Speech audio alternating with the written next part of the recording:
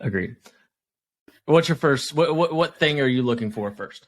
Yeah, let's start with the high profile matchups.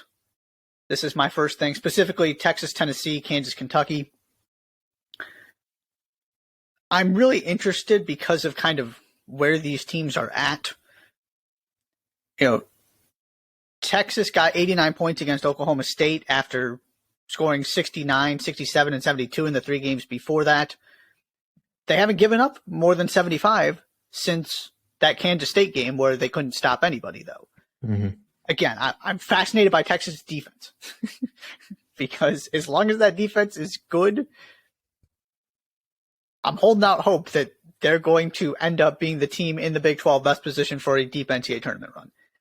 Can they keep this going defensively? And, of course, when you have these two teams match up and you don't really know what you're going to get from Texas on either end of the floor, right? They could be elite on both ends, elite on one end, good on both ends. It just kind of varies from game to game. And then you have Tennessee where you know exactly what you're going to get. Mm-hmm. If Texas shows up defensively, can Tennessee score? This is going to be a really good test for Tennessee in terms of what you see in an Elite Eight matchup or something like that. And then on the other end, can Texas score against Tennessee's defense? So I really like this matchup in particular. And of course, it's the headliner in terms of from a matchup standpoint, these are the best two teams who are playing each other. I think Texas is one of those teams that Tennessee that is most threatening to Tennessee. Yep. I'll put it that way. Mm-hmm. Because do they have the guys offensively to score the basketball? Obviously. But they can also,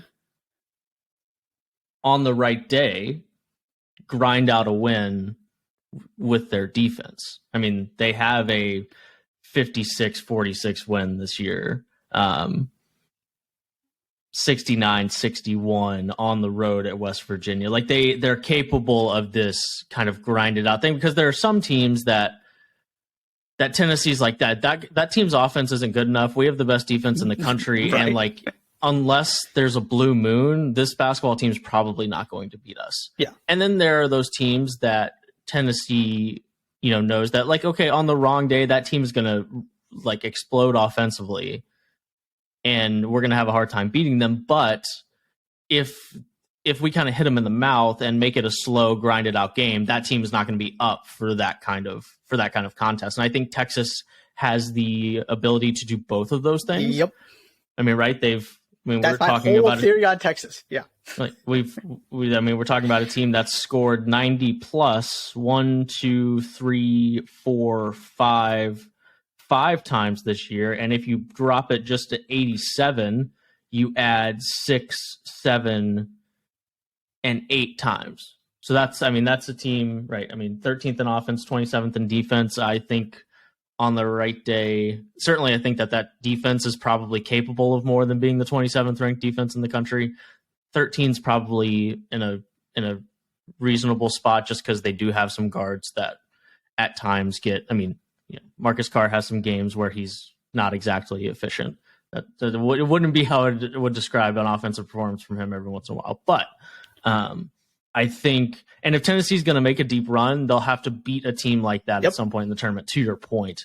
And that will be, and I think it'll be telling just kind of how they handle that. The other thing that I think is interesting about this is that like Marcus Carr, like that backcourt is about the worst backcourt I'd like to have my 5'9" guard try and be effective against.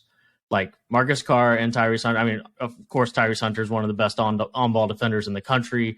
Marcus Carr is just a physically gifted guard. He's a big physical guard. Yep, they're long. Right. So Zakai Ziegler is going to have to be effective against guards like that in the tournament as well. So kind of within that conversation of the NCAA tournament, how does Ziegler look when it comes to being effective, running an offense, and just getting Tennessee into good offense as a team that like struggles to get into good offense sometimes. And in fairness to Tennessee, the other thing I wanted to mention quick, take out the Kentucky game. They've scored at least 70 and 6 straight outside of that. So 6 of their last 7 overall. It has been pretty, and again, we've talked about this, right? 70 for Tennessee means something different than 70 for your average basketball team. So offensively, it has been pretty good and pretty consistent throughout SEC play, which is why they're, right up there near the top of the AP poll and looking really, really good. And with all of that being said, because I think this game would be a lot closer from a projection standpoint if it was on a neutral site. Mm-hmm. But the team that's second at KenPom is not Texas. The team that is projected to win the game by 8 is not Texas, right? So I also think that Texas winning this basketball game would say something about them as well. Sure. I think I didn't want it to sound like that it's a foregone conclusion that Texas is going to win the basketball game and it's Tennessee that needs to prove things. Mm-hmm. Texas could also benefit from a win like this because when you break it down, I mean, right, they had that Gonzaga win at the very beginning of the season, but the 3 best teams they've played since then are Illinois, Kansas State, and Iowa State. They've lost all 3.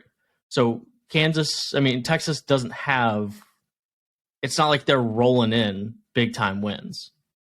And they have a Creighton win as well. So sorry, I forgot about the Creighton win. So it's not like they don't have them, but this is something different. Oh, and they did play TCU. I forgot about TCU. My bad. I overlooked that one. But still, the point still stands, yeah. And I don't think anybody is trying to argue that TCU is the same quality of team as Tennessee. No, it's just exactly what you're getting from Tennessee, so it's kind of hard to sort of have a conversation about that, right? You just take it for granted because it's a compliment to them. Right. We don't need to explain to you why this is an incredibly difficult game for Texas to win. They're playing Tennessee. Right. Enough said. 100%. The other big game. Let's just kind of let's go there because we'll just call this things number 1 I'm looking for. Is that fair? Yeah. I wanted these to talk. 2 were my first thing. Yeah. Okay. All right. Then we're on the same page there. This one is interesting because, and I believe you tweeted it from the Jays for Days Twitter account at Jays for Days Pod on Twitter, and maybe it was from your personal. But Kansas doesn't lose 3 straight games all that often, but they've also done it multiple times recently. Mm-hmm. And Kentucky quietly has righted the ship as of late. John Calipari's team has won 4 straight. Road win against Tennessee. Of course, that's the what in the world went on over there. But then they, and this is important because this isn't something that Kentucky was doing. They just went and beat the teams they were supposed to beat. They handled Georgia by 14. That game was sketchy for a little while, but eventually, and I think that was the game that Sheway had 32 and 25. Is that right? Yes, 37 and 24. Yeah, doing him a disservice there. yeah. My bad, Oscar Sheway. I think the thing. So we have a team in Kentucky that I think everyone kind of had written off, and they've won 4 straight and righted the ship to a certain extent, as much as you can in a 4-game stretch. And 3 of those games are Georgia, Texas A&M, and Vanderbilt. But that's kind of where we were at with Kentucky at that point. And then you have a Kansas team that has lost 3 straight. So we can put this game in conversation about what's going to happen on the floor. What I'm curious about is the reaction to this game, depending on what the outcome is. If Kentucky goes in there and gets smoked because it's Kansas at Fog Allen, how are we reacting to that? But if they go in and beat a team in Kansas that has lost 3 straight, and now it's Kansas losing 4 straight, is it, Kentucky's back, or is it more, do we need to sound the red alarms when it comes to Kansas? I think, on the surface, it's, man, if Kentucky wins this game, they're really back. But if Kentucky wins this game, it also means Kansas has lost 4 straight.